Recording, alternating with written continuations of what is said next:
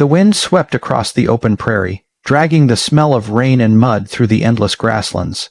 The sky hung low and bruised, heavy with the promise of another storm. A small wagon stood crooked near a dying campfire, its wheels half sunk into the wet ground.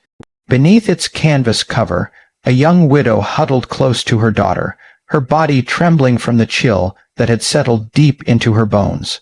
The little girl, no more than 4 years old, whimpered softly. "Mama, I'm hungry," she murmured, her tiny voice barely audible over the distant rumble of thunder. The woman swallowed hard, her lips dry and cracked. She had no answer to give, no comfort, no crumbs, nothing but the ache in her chest.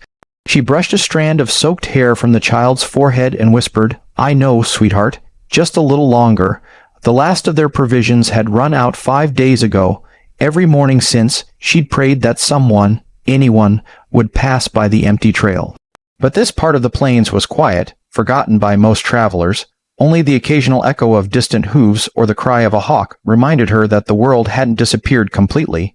Her husband had died last winter, taken by a fever that no doctor could name. He'd left her with a promise to reach her sister's ranch on the far side of the territory. She had tried to keep it, but the world had turned cruel the moment he was gone. Rain began to fall again, soft at first, then heavier, drumming on the canvas roof like the heartbeat of the earth. She reached out, trying to shield her daughter, though her arms were shaking from weakness. She'd forgotten what warmth felt like, forgotten the taste of bread, or the smell of a cooked meal. Every night she told herself she'd find a town by sunrise, and every dawn brought only more empty miles. And then, faint at first, came the sound of hoofbeats. She froze. The rhythm was steady, confident. A rider was approaching. Her heart pounded in her chest, torn between fear and desperate hope. She pushed herself out from beneath the wagon's cover, blinking against the rain. The figure grew clearer, a man on horseback, broad-shouldered, wearing a worn brown coat and a hat tilted low to keep the rain from his eyes. The horse stopped a few feet away. The stranger dismounted slowly, his movements calm and deliberate. Steam rose from the animal's flanks as it breathed heavily in the cool air. The man looked at her, his face rough from wind and years of sun, yet there was a softness in his eyes, something she hadn't seen in a long time. "Ma'am," he said, his voice deep but gentle, "you look like you've been out here too long." The woman clutched her daughter closer, her voice hoarse. "We haven't eaten in 5 days," she whispered. The words came out brittle, almost ashamed, as though confessing a sin. The man blinked once, his jaw tightening. He looked from the woman to the small girl shivering against her, then to the wagon, its canvas torn, one wheel cracked, the signs of a hard, merciless journey written all over it. Slowly he reached into his saddlebag. She took a hesitant step back, fear flickering in her eyes. But when his hand emerged, it held nothing more than a loaf of bread, plain, slightly hardened by travel, but whole. The man knelt down in the mud, offering it with both hands. "It ain't much," he said softly, "but it'll fill your bellies." The woman stared at it as though it were a miracle. You'll have nothing left," she said. He gave a faint smile, one that didn't quite reach his eyes. "I've had less before. Don't you worry about me." For a moment, time seemed to stop. The rain fell harder, wrapping them in a gray curtain of sound. The woman's hand trembled as she took the bread, breaking it in half. She gave the first piece to her daughter, who bit into it hungrily, tears streaking her cheeks. The mother watched her eat, her own stomach aching with longing. The man saw this and reached out again. "Go on," he urged. "There's enough for both of you." She nodded slowly, biting a small piece, feeling the texture of real food for the first time in days. It was rough and dry, but to her, it tasted like heaven itself. The stranger stood, glancing toward the fading light on the horizon. "You can stay here for the night," he said. "I'll tend the fire." She looked up at him, rain dripping from her lashes. "Why would you help us?" He paused, tightening his horse's reins. "Because once," he said quietly, "someone helped me when I thought I was done for. Feels right to do the same." As thunder rolled over the plains, the widow held her child close and watched the man kindle a fire. She didn't know his name, but in that moment, he was the answer to every prayer she had whispered into the wind. The rain had slowed to a mist by the time the fire crackled to life. Its orange light painted soft reflections across the wagon's soaked wheels and shimmered against the damp earth. The widow sat close to the flames with her daughter on her lap, the loaf of bread clutched protectively in her hands. The stranger, all quiet and broad-shouldered, sat a few feet away, feeding twigs into the fire, his eyes thoughtful and distant. The warmth felt strange after so many cold nights. The woman wasn't sure what to say. Her daughter had already fallen asleep, her head resting against her mother's chest, crumbs of bread still at the corners of her lips. The mother brushed the child's hair back gently, her heart breaking at the sight of her small, fragile face. She finally spoke, her voice fragile. "I can't take your food. You'll go hungry." The rancher looked up from the fire. His expression was calm but weary, as if her words stirred memories he carried deep inside. "Ma'am," he said quietly, "I've gone hungry before. I'll manage. That little one won't." His tone left no room for argument. He reached into his coat pocket and pulled out a small tin cup. From his saddlebag, he drew a canteen, pouring a bit of water and offering it to her. She hesitated only a moment before taking it. The water was cold, but it soothed the ache in her throat. She handed it back with trembling fingers. "Thank you," she whispered. He nodded once, tipping his hat slightly. "Ain't nothin' to thank me for. The world's hard enough without folks turn away from each other." For a long while, they sat in silence, the only sound being the soft hiss of the fire and the occasional snort of his horse tied nearby. The air carried the scent of wet grass and smoke. Finally, curiosity overtook her fear. "You're a rancher?" she asked softly. He nodded. "Got a spread a few miles west of here, or had one. Hard to say if it's still mine. What happened?" The man poked at the fire with a stick, watching the sparks jump and fade. "Winter took most of the cattle, then the fever took my wife." His voice cracked on the last word. "When she passed, I couldn't stay there no more. Too many ghosts walkin' them halls." The widow looked down, her heart aching. "I'm sorry," she said. He shrugged lightly, as though trying to shake off the weight of grief. "Don't be. She was a good woman, strong, had a laugh that could chase the rain away." The widow's eyes glistened with reflected firelight. "My husband was like that," she whispered. "He could find joy in a day that had none. He built this wagon with his own hands. We were supposed to reach my sister's ranch by spring." Her voice trembled. "But he fell ill before we made it halfway." The rancher's gaze softened. "You buried him out here." She nodded, her hands tightening around her daughter, under an oak tree by the river. "I marked the grave with his hat. It was all I had left." He didn't speak for a long time. The firelight flickered across his face, revealing lines of pain that mirrored her own. Finally, he said, "The world's cruel, ma'am, but sometimes it gives a man a chance to do one right thing. Maybe this is mine." Tears welled in her eyes. "You've already done more than I deserve."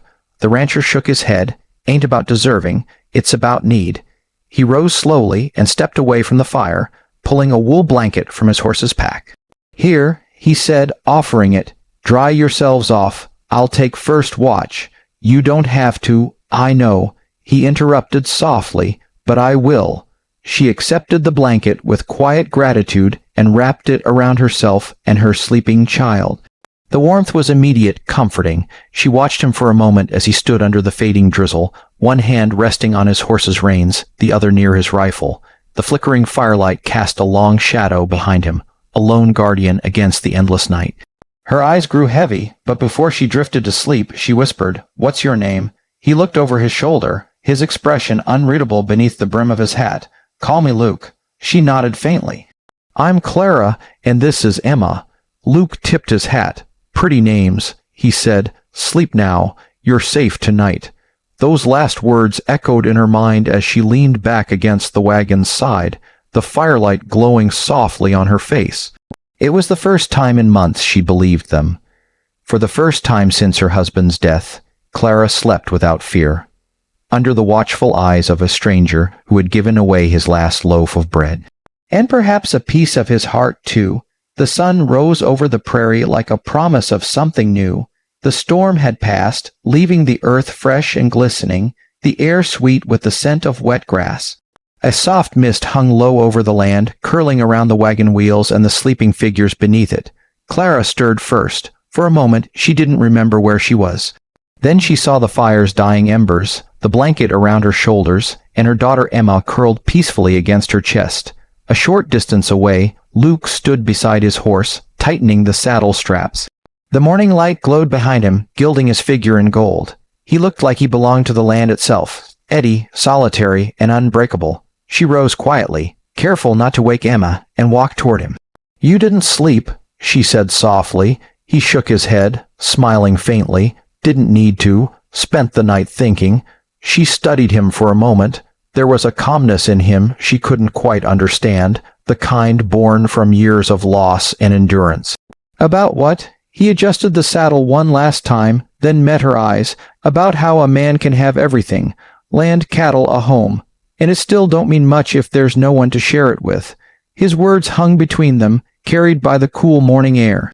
Clara looked down, her fingers brushing the frayed edges of her dress. "I used to think that too," she whispered, "but now, I'd settle for a roof and one warm meal a day." Luke frowned gently. "That's not livin', ma'am. That's survivin'. You and that little girl deserve more than that." Clara wanted to believe him, but the past months had drained her hope dry. "I wouldn't even know where to start," she said quietly. Luke turned and gestured toward the horizon, where the sun was rising over distant hills.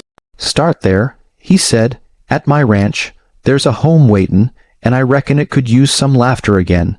She blinked, caught off guard. "You're serious?" He nodded. "I don't make offers I don't mean." "But why?"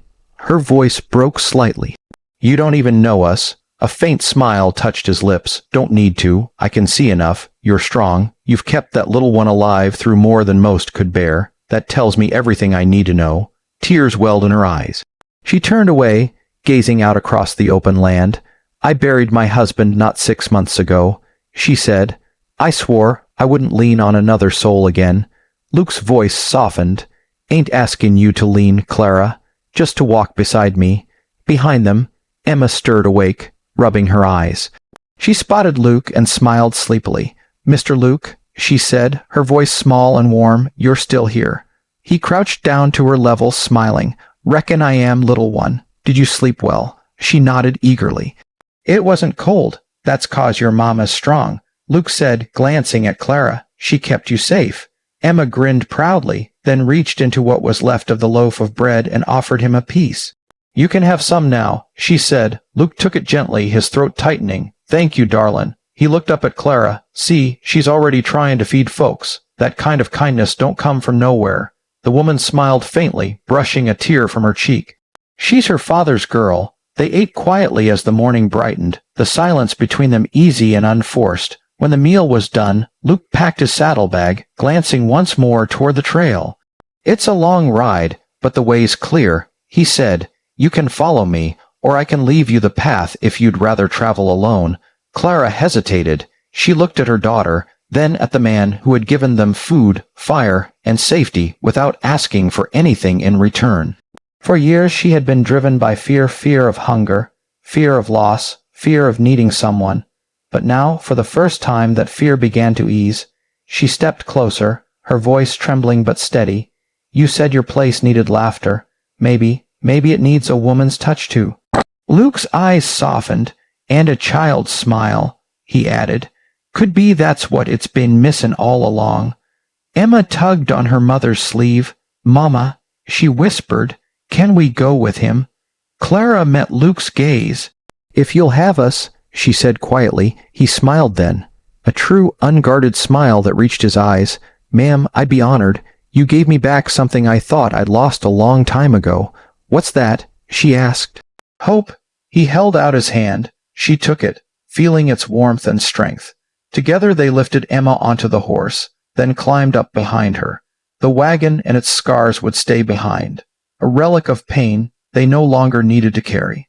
As they rode toward the horizon, the sun broke fully over the land, casting golden light across the prairie.